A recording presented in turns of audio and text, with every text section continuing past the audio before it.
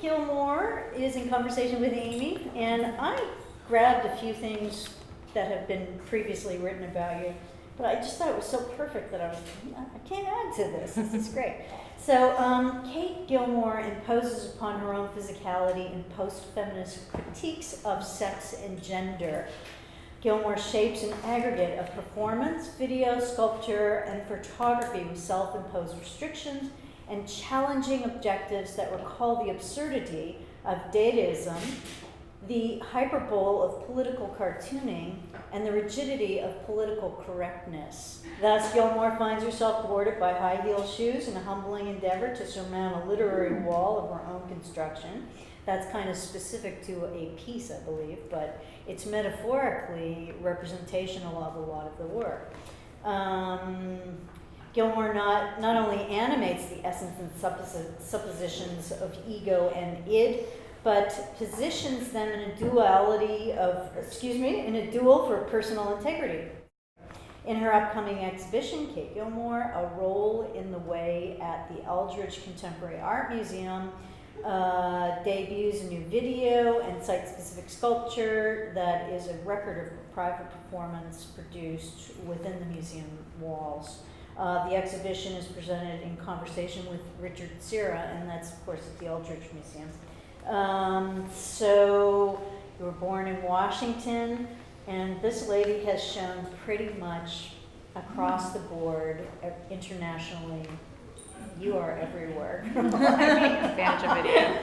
Yeah, the 4th Moscow Biennial, Whitney Biennial, the Museum of Contemporary Art Cleveland, Brooklyn Museum, Greater New York, PS1, MoMA, Sean Kelly Gallery, James Cohen Gallery, Pace Gallery, etc., etc. And it does go on, so it's very stimulated career trajectory.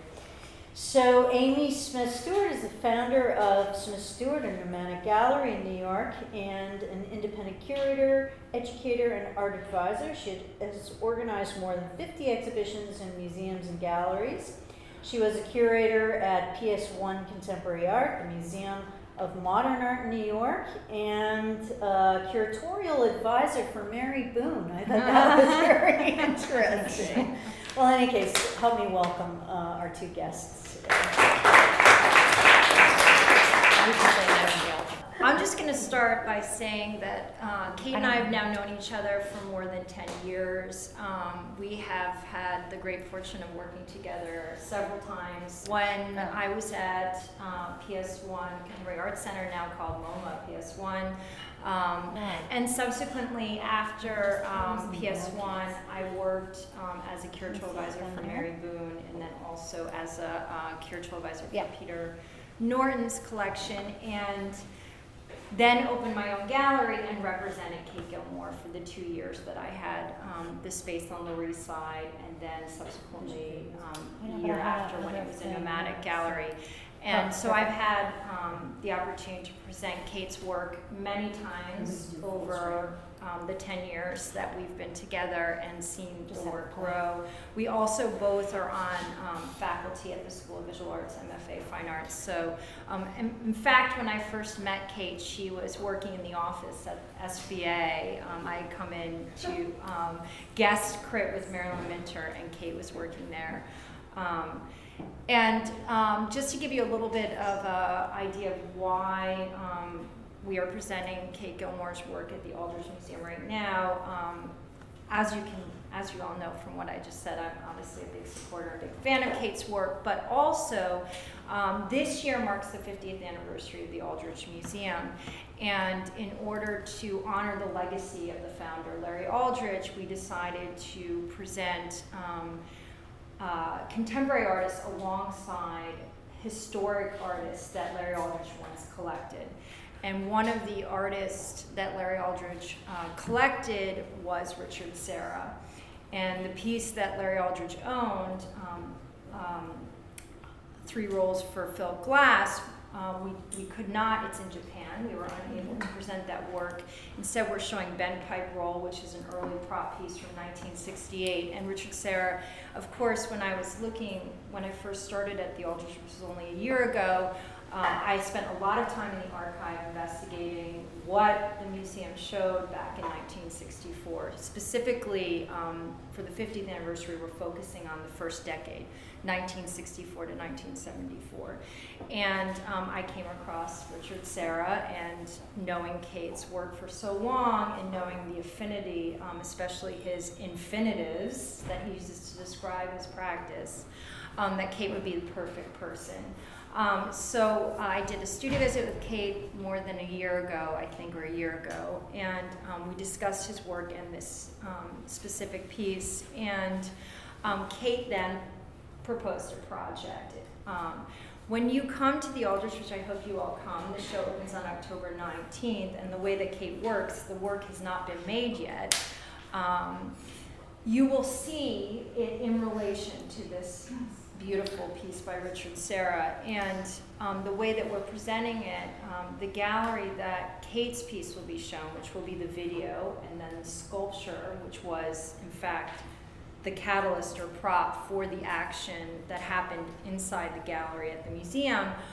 From above, you will see her piece, look down upon her piece, but you will also see behind you the Richard Serra sculpture. And we're very excited about these exhibitions. There are other contemporary artists that will be showing alongside. When you come to the museum, you'll see a very early Ellsworth Kelly. You'll see a very early Agnes Martin. You'll see a Richard Archwager, different artists on view in the museum with this lively kind of conversation with younger artists. And so a roll in the way, maybe I should hand it over to you, Kate. We'll start with the Aldrich show. So Amy told you what the show's about, and I can tell you what the piece is going to be, even though we haven't shot it yet. So a background on how I make work is we build something for a space. I go and see the space, and then we construct something based on like what that space can hold, but also what a video, like what a shot will look like. So for instance, the way we set up a roll in the way is we go and then we meet with a videographer who sets up a shot, and then we build our sculpture based on what the video is going to be. So it's kind of a backwards way of doing things. Some people build sculpture and then fit their video and then do something, but we build based on what a video will look like, what the shot will be. So everything is kind of within that perspective. So we mapped out a space and we figured like all the dimensions and all that stuff. So we have everything that I do is a one-shot deal. So with that is a lot of excitement, but also incredible anxiety. So we're in that anxiety mode right now because we have not shot the piece. So I can't tell you if it was good or if it was bad or anything like that, because either way it will still be exhibited at the Aldrich. So I do hope you come and judge for yourself. So we set up this shot, and then what happens and what's going to happen in a roll in the way is that there's going to be these pieces. I'm going to be working with lumber. So these dead trees are being cut up. They're dead already. It's very clear. Yes. And they have this amazing arborist who's like basically a performance artist himself. Yes. So they're cutting up these trees in about 2-foot sections, and they'll be, I can't remember, around this. Diameter. And the base is about 4 feet high and I think 16 feet. Yes. Around. And basically the piece is taking these pieces of lumber, rolling them in paint off camera so you won't see that, climbing the structure, rolling it onto the structure, and putting them all upright. So, I mean, it's kind of difficult to explain. Like, I don't like to talk about work before they make, because everyone's like, well, why are you doing that? That doesn't sound very good. Impossible for us to Exactly. visualize it. So maybe the thinking behind it. Yeah, Like, what okay. is the concept? So basically, Also explain Sorry, some yeah. aerial perspective. oh yeah, so that they understand. I shoot a lot from above. So this shot will be, because the Aldrich, have people been to the Aldrich before? So the Aldrich has these really beautiful high ceilings, and you, on this ledge, you can look down. And I can show you some examples of pieces where I've done this before. This shot from above that actually really flattens a space in an interesting way. There it is. Oh, there's that piece. Well, so this was the piece from the Whitney Biennial in 2010, and this was shot in the Whitney. Oh man, now I messed it up. Pause it. Okay. Yeah. And so basically this structure, this is a good piece to see in relationship to what we're going to be making at the Aldrich. So this structure was in the Whitney and we built it there. The camera person is in the ceiling and he's looking down. And basically, so when this view that you're seeing here is the camera looking into the structure but down. And that's going to happen at the Aldrich as well. So looking down, and then you can't sort of understand exactly what's happening. And these logs are going to be rolled and creating this kind of painterly mess. Basically, what this shot does. Is this you in the middle? Yes, this is me. Because it looks a little abstract. It's blurred because It's I'm blurred. moving. This is an Right. installation Look shot. like a mermaid. So you are in fact actively, engaged in a physical, destructive Yeah. act. Yes. Did anyone see you probably all saw the 2010 biennial, maybe, the Whitney? But, basically so I'm in this structure and it's a sheetrock structure. So it's this structure right here that I'm in. And it's 2 levels of sheetrock. And I'm punching and kicking the sheetrock to like kind of create this tornado of color. So the inner walls are painted this bright yellow. And basically I'm climbing, after I create these footholds and handholds from punching and kicking, I'm climbing the structure and to turn it off. How did you get in? They screwed me in. Yeah. I don't know. I'm doing a similar piece at the Kansas City Art Institute in the week after Amy's show. So we basically build the structure and then they take down one wall or like build me like a little dog door, and then like I climb in and they close it up. So this is a good example, and that shot from above, it's an interesting way to look at space. It has a really strong painterly connotation because color pops in a similar way that it would in a painting. Everything is moving in and out in a similar way because you have this color that pops and you don't really understand the perspective so much. But it also is an interesting way to engage with the camera, which is something I'm always interested in, is having the camera actually be a participating member in the performance to a certain extent, like you're actually in some way using the camera sculpturally or performatively. I won't be turning it off in Amy's piece, but it will still definitely be like a very big actor. Way too high. It's way too high. And, in terms of talking about the ideas behind the piece, it's hard, honestly, it's hard for me to do that about a piece that hasn't been made. So we're definitely thinking about Richard Serra. We're definitely thinking about what does it mean when someone like me does a Richard Serra, which is a very different person, a different status, a different sex, a different gender, a different class. So I think I'm dealing with a lot of that material. What does it mean to have that same physicality of very different materials, very different colors? I have a tendency to use super like girly, like really vibrant colors. Fashion, like even though my fashion is like a little bit off, it's like secretarial fashion. So using these kind of like Richard Serra moments that as a sculptor sculptors inevitably have to deal with Richard Serra because he is the like sculptor person. So even if there's a sculptor who's doing something very different than Richard Serra, we're still thinking about Richard Serra and hating him and loving him at the same moment. And all of that is going into making this body of work. Yeah. Did you engage with him recently? No, I've never met him. Just working off the piece. Just working off the piece, and as someone who is is a lover and hater of art, which goes together, a hater of the politics of it, the lover of art, I'm always in conversation with that type of person in my head.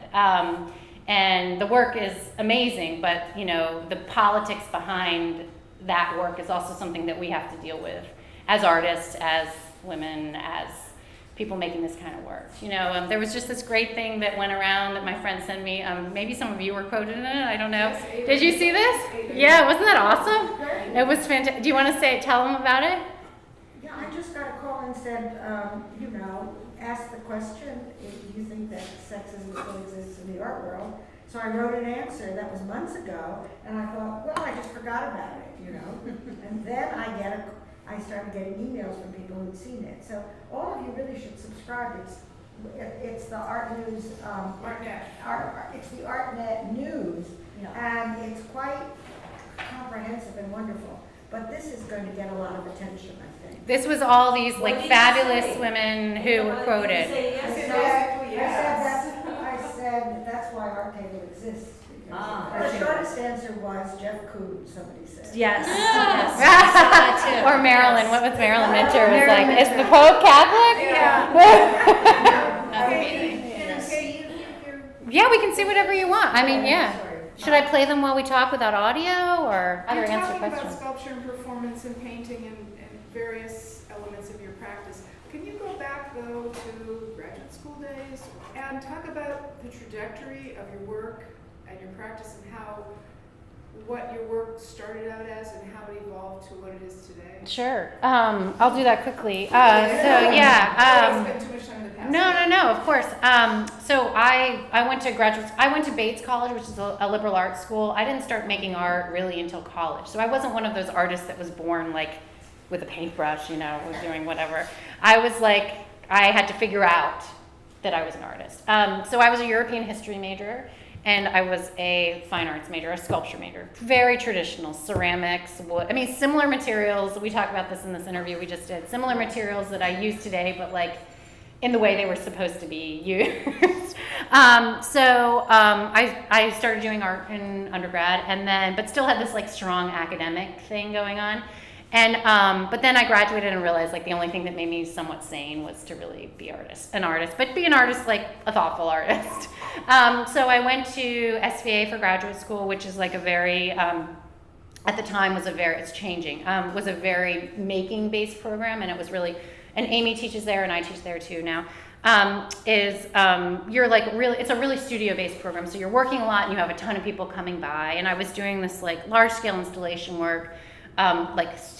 Labor was like very involved, like very like strength was very involved, but like What materials? the same materials, Sheetrock, wood, yeah, plywood, ceramics, same stuff, but like really elaborate installations. Building materials. Yeah. Very common building materials. Yeah, and Macho material.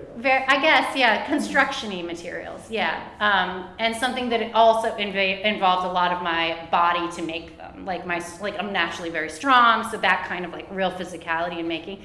But people weren't really that interested in them, and they were more interested in my process and my personality and talking, and like my humor wasn't coming across, like my intellect wasn't coming across. It was just like labor and like objects, and nothing's wrong with objects, but I wasn't able to like get it all together. And my making process is quite chaotic, and that was super interesting to people.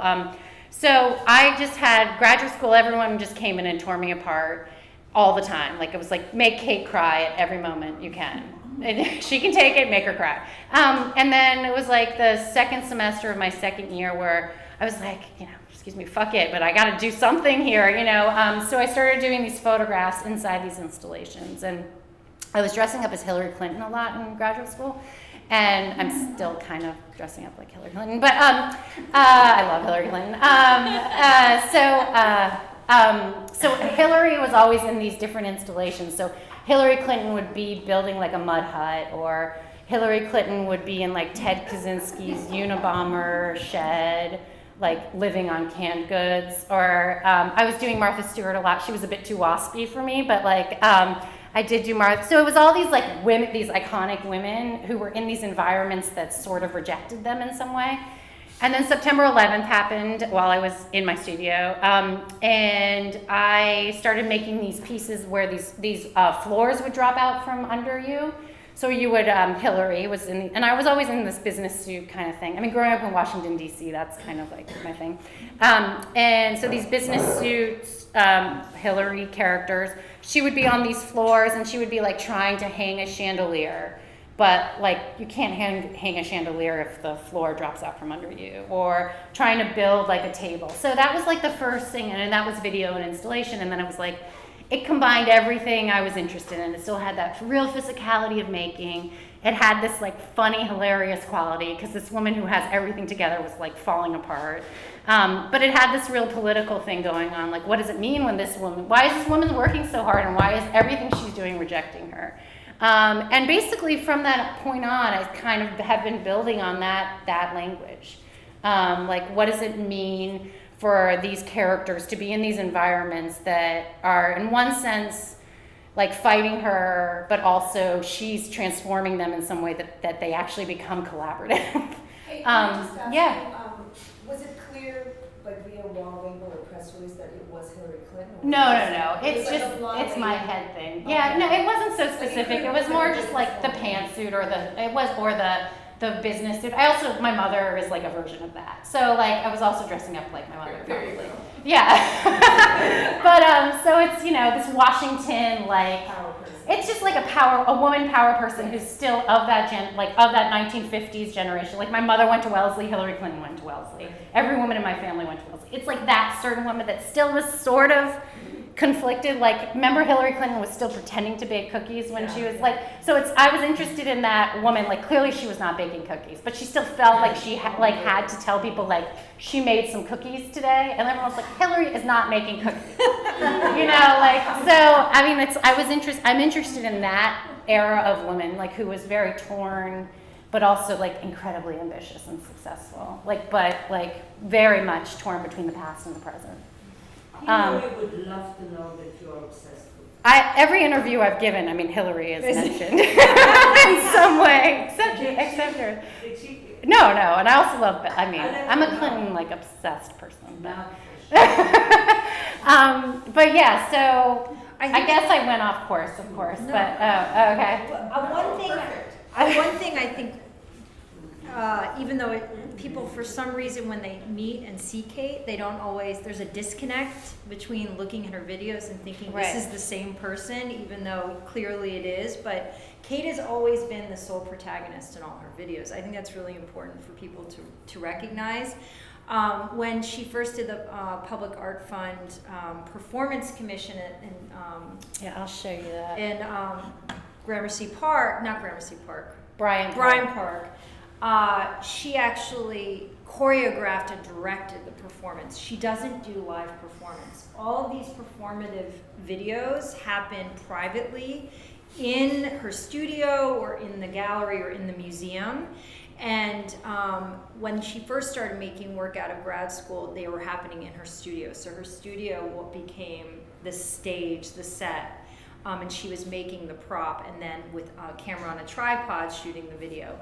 Then as your work Duct became, tape, 2x4s, yeah, whatever you could do. The piece we showed at PS1 is a great early. So Amy and I mature have piece. been working together since 2004 in some capacity. So we did Greater New York together. Amy was a curator for that, and it was a piece. I don't actually have it here. It was a piece where my foot was stuck in a bucket of plaster, and it was me just hammering to get Yes. it out. And of course that kind of anxiety that you see in the video is actually real. I mean, when Kate made that piece, she does actually situate herself in these very precarious but oftentimes almost dangerous situations or stunts. And it's funny because when you come to the museum, we don't have it published yet, all the shows have come with a publication. And Kate and I did a pretty extensive interview that through over time will be interesting since she is predominantly or always, except in the live performances, the star of her pieces, what it's like as one ages. Because some of her very earlier pieces that you did, like 05 to 09, even the Whitney Biennial piece, those pieces are very scary. You can fall, some of her early pieces, she had welts all over her arms, her legs were bleeding, and what it means as one ages and as a mother, how that kind of persona changes. And I think it's really interesting that Kate continues when it would be pretty easy for you to actually hand it over to someone else, but the control and the import of her being the central person who's committing these tasks or these actions. And also, unlike Cindy Sherman, Kate's not, even though she talked about Hillary Clinton, when you see her in these pieces, she's clearly a woman, maybe you could say even a working woman, because the outfits that she wears are color coordinated to the ground, the background, or the sculpture itself. But she really isn't every woman. Anyone can identify with her. She's not a specific type, right? Don't you think there's a flattening? Yeah, I mean, there's I always describe it as Like it's the woman you would see doing something very, like at the like the secretary at the doctor's office, or like someone who's doing something very efficient. She's not super sexed out. She's not completely conservative. Like she's there for labor. Like she's there for work. This was shot in Israel at this a gallery called Braverman Gallery, and it's so everything's built so. This is low, and then it goes up. It's high. It moves like this. And it's these ceramic pots that I'm breaking to create this like elaborate abstraction. Inverted pyramid. Exactly. But as you can see from this piece and the bursts of color, which will also be in the piece at the Aldrich, is that when you look at this, and why a lot of people are really attracted to Kate's work, is because it also operates as a moving painting. There's a lot of concern for composition and color. And when she was explaining that the sculpture's made to the frame, to the shot, you can see here, it's not cropped. Her pieces are never cropped. The sculptures are made to fit the camera's frame. So Like to the inch. That's why at it's the a real Aldrich painting. is we had the videographer come, and he has to give us the shot, and then he tells us the dimension for the sculpture to be built. So that's an evolution. What? That doing that. Yes, it is. It started in, I think. What do you mean? Oh yeah, totally. You know, climbing a haystack. Yeah. You know what I mean? Like, There was yes. exactly. you know, or climbing those when you were working with a lot of furniture. Right. Which was very, I mean, because That's you did like- all that series of furniture pieces. Right. There was where you were either taking them, where you had the installation museum, or there was a high level, you were throwing the furniture Right. down, and then you climbed down. Yeah. Oh yeah, Where that they was seemed much C- more the tactile. CAC. Yeah. You know, where they were or these things that you were trying to do, or the roller skates where you're going up Oh, the yeah. Right, bars right. or It's something very- like yeah, that, so that it was almost like this goal-oriented sort of like task that you were trying to achieve. Now they really do seem a lot more visual, painterly, where that's been pushed that way. They always had that component to them, but that's become a more central focus. Yeah, and I think that's come with actually being able to work with more people, like who actually have real skills, like working with video. Oh yeah, should I just mute it? Because it's down pretty low. I think this looks to me like you're breaking the eggs. It does look a little bit. I was actually 2 months pregnant actually when I shot this too. Which thinking about it, and now that was so stupid. I did like 4 videos like this. But that was really dumb. Yes. Because this is like, it's Yeah, a little bit. I would Yeah. guess that it had something to do with the pregnancy. That was not a conscious thing at all. But yes, I guess it looks like these egg things now, but very strange. Yes. I mean, you did it in Israel. Yes. So the question immediately comes up. Your pieces are very site-specific. Mm-hmm. Yes. Where does it start? With the space that you choose, the idea, the place, the environment around it, the social environment? Right. Is there a starting point, a finishing point? Where do you go? Well, it's everything. So, for instance, this piece. Let me play another one while we talk. This piece was. I didn't have a chance to visit the gallery before I went. What did you say briefly? Braverman Gallery. In Tel Aviv. Which one? Braverman. In Tel Aviv. Bravo. Yeah, Braverman. Sorry. I was super nervous about doing something in Israel. Actually, I'm Jewish, but American Jew is very different than an Israeli Jew. And I'm like a bagel, lox and cream cheese Jew. So this is a great breakfast for They me. don't really have that. And it's very different. The humor is very different. Everything is very different. It's very serious there. Oh, you are? Okay, got it. Yeah, I mean, and my whole family was like, you're doing a show in Israel, we're all coming. Like, my mother came, my sister, everyone's just like, Israel! Like, all of a sudden, the Jews came out. Yeah. But, I was super nervous about it because everything you do is super political there. Like, I was really nervous about color. So I was originally planning this piece that was going to be yellow, and then I was like, I can't do yellow. It's like the yellow star. And then there was another piece I was going to do, and then so I was like, oh, I'll do orange because that shouldn't be. That's Oranges, Jaffa oranges. No, but orange turns out to be the color of like the West Bank. Yeah. Like it's the protest. It's Green. something. It was something like that was talked about in a lot of reviews, and I did not intend it to be that way. So this is where the political issue becomes very difficult in a place like that, especially if you're not from that place. So the Israel piece is a lot harder. This piece was shot at the De Cordova Museum, and so this was a show called Paint Things, and so I knew it had to be a show that was about people who were doing paintings, but without doing paintings. And so I had done a show there before, so I was pretty aware of what the architecture of the space was. And so basically, we built this piece to fit what the Frame. camera was going to see. And so this is a fake floor, so we did this strange dimension thing with the white and the black. Now, was So- this repeated at the Brooklyn Museum or? No, that's blood from a stone. Blood from a with the Stone's in the cubes. collection there, yeah. And they have an installation. I don't think I have that video, but I can show a picture. Oh, okay. But so again, like this was a piece that was made for this specific institution, based on this architecture that I sort of already understood, but also with the idea of like dealing with what it means to make a painting. So I was again kind of making fun of like, I am also Stella. kind of interested in making fun of like this macho painting. So I was working from a Frank Stella painting. This is basically these are glass. The first time I used glass. These are glass vases. They're filled with this white paint.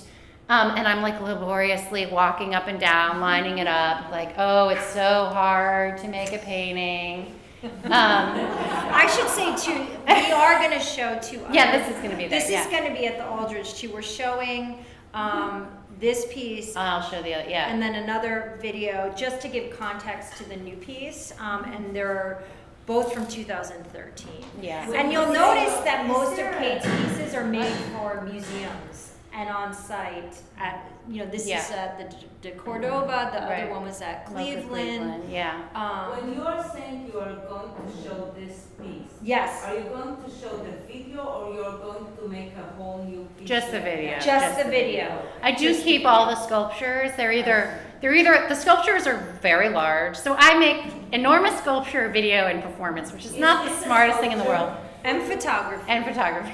Is this a sculpture for you? Yes, I have this sculpture now in my So studio. the piece you did in Tel Aviv, after it was finished, what remains is a piece of sculpture. Exactly. So And there's it's this shown enormous alongside the sculpture. video. Yeah. But does it exist by itself without the video? Yes, it can. And that piece didn't because it wasn't made in the proper way. But like when they're made in the correct way, they exist as sculptures too. Like blood from stone. Exactly. So there's a piece at the Brooklyn Museum that's in the collection called Blood from a Stone, which is just like a line of cubes on a grid. Bleeding. Yeah. Paint. Yeah. So for these like performative actions, do you ever have an audience or is it just the camera? Just it's for private. It's private. Yes. Here we go. Yeah. So this is my Stella piece. Does it have to be your foot in a very casual? Yeah, it's like, look, a line. This should be a Paul Preston. Paul Jackson Pollock. Well, I'll show there's you my also Jackson Pollock There's piece. also that ethos. That ethos is in the word too. Yeah. It could be Frankencolor. Yeah. There's an underlying relationship. You know one thing? Yeah, one- totally. One Yeah. thing I would have changed here, I would have put very high heels and kick it with just the heel. Good idea. I don't think I can walk in high heels like that anymore. The piece that Kate. There is a beautiful show at the Brooklyn Museum. Uh-huh. Oh, the Oh, I have high to see heels, that. yes. Yeah, we were You just have to talking see about it. that. My God, you have to borrow one of these amazing shoes. Right. High heels, like, I don't know, I asked the designer whether anyone walked them. She said yes. Oh, I'm sure. The catwalk. Yeah. Yes, of course. Oh, thank Yes. you. Thank you. Is this steel? What is it? It's wood. Wood. It's Painted wood. And then these are these. So I have these like things that contain the paint are pieces that I have, and then these are broken up and that can be rebuilt. Let me show you the mocha But sleeve. as a permanent, like if a collector was interested in having that, I'm sure a metal piece would be potentially something. Yeah. Very sellable. Yeah. Yeah. If I was Richard Serra. Yes. And so, exactly. So this starts out really clean. This has been going on for a while. These are store-bought ceramic pots. They're like, they have like stars on them and like birds and decorative items, and it's a very long piece. So this is the one this was built for Mocha Cleveland. So again, this was built for basically this room that I was going to be in. And then I'm climbing up these stair structures to line up these paints. And so these vessels are filled with paint off camera. And then so as I'm kind of constructing a piece as I see like what color is needed and all that. So off camera, you're picking the specific vessel with the specific color that you want to access. Exactly. And in place it. Yeah, so there's 225 vases, and it goes on for an hour. Yeah, Kate doesn't like to edit her videos, so No. they're duration based. So until she completes the action, then the piece is completed. Awesome. So No, When thanks. did you start doing these performing pieces? I started I guess my first video was in graduate school, second semester of graduate school, so that was 2002. And then the first piece that really entered the world in a big way was the piece that I did with Amy, and it was also at the Brooklyn Museum for the show called Working in Brooklyn, open house. Yes. So it was there, and then it was at Greater New York, and so that was kind of the big piece where it The was out in a breakthrough very piece. public way. But now you are really in the eye of the storm. What do you mean by that? This is what visual arts is all about today. Everything is about performing arts within the piece. So all eyes are on you. The big breakthrough for this type of work was really the show that Kate had at the ICA in Philadelphia in 2008. Don't you think that was The first big site the specific first piece. big site-specific Actually, the piece I did at the CAC in Ohio was before that. At the one with the dropping the furniture to escape death. That's true. Yeah. That's true. But the one at the ICA had this architectural, Yeah, I can very show a monumental picture of architectural structure where Kate is actually completing a series of actions with ultimately an outcome. It's this piece. And this was it was like 16 feet long, that piece with 24 feet. 24 feet with 5 interior walls. Yeah, I think I have an installation shot. And that was in 08, and I feel like from that piece, which one, the one in Pace? The brown. The clay. Oh, you want to? That's okay. I can show. So, it's like kind of Madonna meets Metallica meets Martha Stewart-ish. But okay, so that's this piece. So this is. I'll talk about so when Amy. This is the piece Amy's talking about. This is a 24-foot sculpture. It's hard. I thought I had I do have an installation shot here. So this is at the ICA in Philadelphia, and so the video is me moving from the video's shot here. It's me moving through this sheetrock to get to the back of the museum. So it's punching and kicking these walls to get to the back of the museum. So that was like. That might even be the piece in art for Artnet. Oh yeah, I think it is. Yeah, between our heart plates. Right. Exactly. This Yeah. is the 8th episode of Artnet TV actually has a piece of Kate Gilmore in it, whenever that airs. You'll tell me, right? I'll let you know. And then I have this other, since we're running, I'll just quickly go through these other practice that I have, or whatever. These live performances with big groups of people, mostly women, but it's changing a little bit.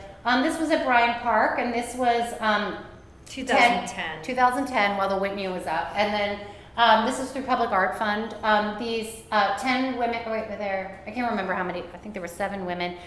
They were up there for an entire work week, 10 hours a day, 2 groups of women. So there were 2 groups were walking 5 hours each. So we figured it out, 13 miles for each group, 26 miles a day for an entire work week. And the rules were that they had to navigate each other's space. They couldn't follow each other, but they had to be walking. And the public could walk through this structure and hear them walking with their heels. It was quite dynamic. What is the title of this piece? This is called Walk the 9 to Walk. 5? Walk the Walk. 9 to 5. Yeah, exactly. And this is a still of them. It's really dynamic to see it in Bryant Park because it was this bright yellow color in what was more like a monochromatic gray around it. This is the piece that the Brooklyn Museum owns. So this is the installation and the video. that's So there. the cubes bleed. Kate, Yeah. how much? They did don't. The blood isn't there, unfortunately. Huh? You can't see it with No. the paint. But how much did those cubes weigh again? 20 pounds? They were 75 pounds, I think. She had to lift Yes, those onto I this know. Donald So- Judd-like shelf. I just did another piece with these cubes, which was so stupid, but they weren't as heavy. Because she had to yes. So then a version Yeah, of like this, Walk. I just want, Very in that nice. piece, you get to know like the sheer physicality, like when we say Richard Serra, I mean, to lift 75-pound cubes onto a shelf that's, above your head, just to get Yeah. the kind of sense of what kind of position Kate places herself in. I'm not this as strong works. as I was then, though, unfortunately. So this is a version of Walk the Walk, went to London, and so this was at this place called Parasol Unit, did this, and this was a version of it. And the re-performance thing, we can talk about it, but it didn't work as well, I don't think, as the one in Bryant Park. So this was at Pace, and when Pace asked me to do something, I was like, really? Okay, so this is where we talk about place. And I was like, okay, a place like Pace is asking me to do something there. What does that mean? How can I actually function in that space? Because that's a space that's sort of about rejecting me in general. So I was like, great, I would love to do it because Pace is basically like working with a museum, but with a museum with a huge budget and who can also hold like a huge amount of weight. So this is a 7,500-pound cube of clay, solid wet clay. It weighs as much as an SUV. And basically it starts out super clean, and these 5 women throughout the duration of the evening are tearing it apart and throwing it all over the gallery. So 57th Street or 20th? Chelsea. 25th. Chelsea. They were able Yeah. to take that whole thing apart in 5 hours. They did it in 2 hours. Wow. Yeah. I actually didn't think they were going to be able to do it, and I was like, cool, there'll be like some left, and it'll be like a nice sculpture, but they devoured it. They became animals. Why weren't you involved in this piece? Why wasn't, I'm not interested She's in a live live performance. Like, But the others, you were doing it. I'm never live, only for camera. That's the difference. Oh. Yeah. You were in She's the Israel. director. On camera, all camera, yeah.